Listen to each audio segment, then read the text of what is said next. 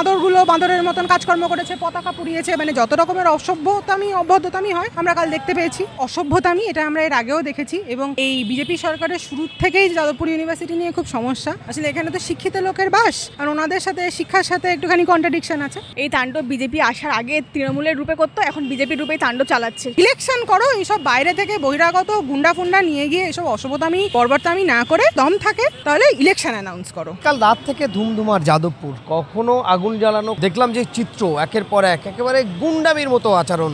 কি বলবেন, কেন এই চিত্রটা ঘটলো? এই ঘটনা ঘটেছে তার একমাত্র কারণ হচ্ছে বিজেপি এবং আরএসএস, তাদের এই যে এবিভিপি, এদের যে অসভ্যতামি এটা আমরা এর আগেও দেখেছি এবং এই বিজেপি সরকারের শুরু থেকেই যাদবপুর ইউনিভার্সিটি নিয়ে খুব সমস্যা।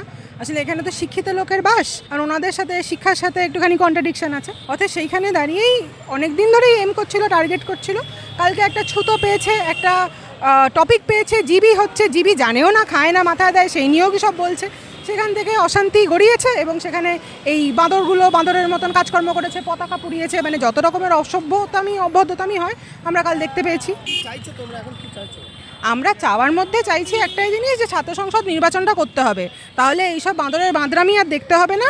স্বচ্ছভাবে যদি নির্বাচন হয় এবং তারপর যা ফলাফল হবে সেটা তো এসএফআই বুঝেই নেবে। অর্থাৎ এখন দাঁড়িয়ে ইলেকশন করো, এইসব বাইরে থেকে বহিরাগত গুন্ডা ফুন্ডা নিয়ে গিয়ে এসব অসভ্যতামি বর্বরতামি না করে যদি ধক থাকে, দম থাকে, তাহলে ইলেকশন অ্যানাউন্স করো। রাতে একেবারে এসএফআই এর পতাকা পোড়ানো এবং পা দিয়ে মারানো, কলেজের মধ্যে যে তাণ্ডব চালানো, কি বলবে? আসলে এই তাণ্ডব গোটা রাজ্য জুড়ে চলছে। এই তাণ্ডব বিজেপি আসার আগে তৃণমূলের রূপে করতো, এখন বিজেপির রূপেই তাণ্ডব চালাচ্ছে। সাধারণ ছাত্রছাত্রীদের উপর, বামপন্থী ছাত্রছাত্রীদের উপরই আক্রমণ দিনের পর দিন চলে আসছে। আমরা এটাকে তীব্র নিন্দা জানাই। পতাকা কোনো দলীয় পতাকা হোক এবং কোনো ছাত্র সংগঠনের পতাকা হোক, কোনো পতাকা পোড়ানোকে আমরা কোনো রকমভাবে সমর্থন করি না।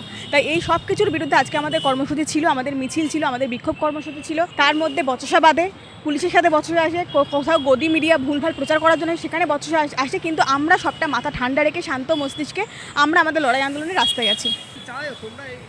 দেখুন, দীর্ঘ বছর ধরে কোনো ছাত্র সংসদ নির্বাচন হচ্ছে না। প্রথম দাবি হচ্ছে প্রত্যেক জায়গায়, কলেজ, ক্যাম্পাস, বিশ্ববিদ্যালয়, সমস্ত জায়গায় ছাত্র সংসদ নির্বাচন করতে হবে। আসলে ছাত্র সংসদ নির্বাচন হলে যেটা হবে, প্রতিনিধি থাকবে, তাদের কাছে সেই প্রতিনিধি সবটা লিড করতে পারবে। এখন সবটা একটা বিচ্ছিন্নভাবে ছড়িয়ে ছিটিয়ে রয়েছে। তাই সবচেয়ে প্রথম আমাদের যেটা প্রয়োজন, ছাত্র সংসদ নির্বাচন এবং প্রত্যেক ক্যাম্পাসে গণতন্ত্র প্রতিষ্ঠা করা।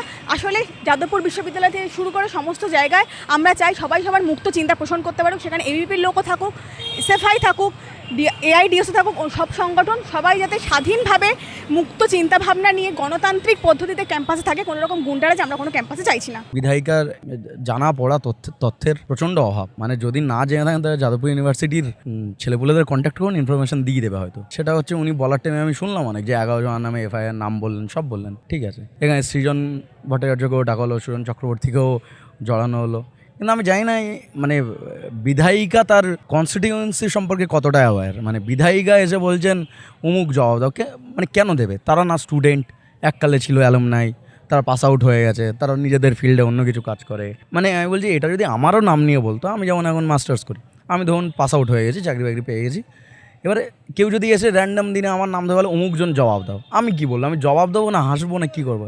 এটা আমার মনে হয় নিজেকে খিল্লি ছাড়া আর কিচ্ছু করেননি।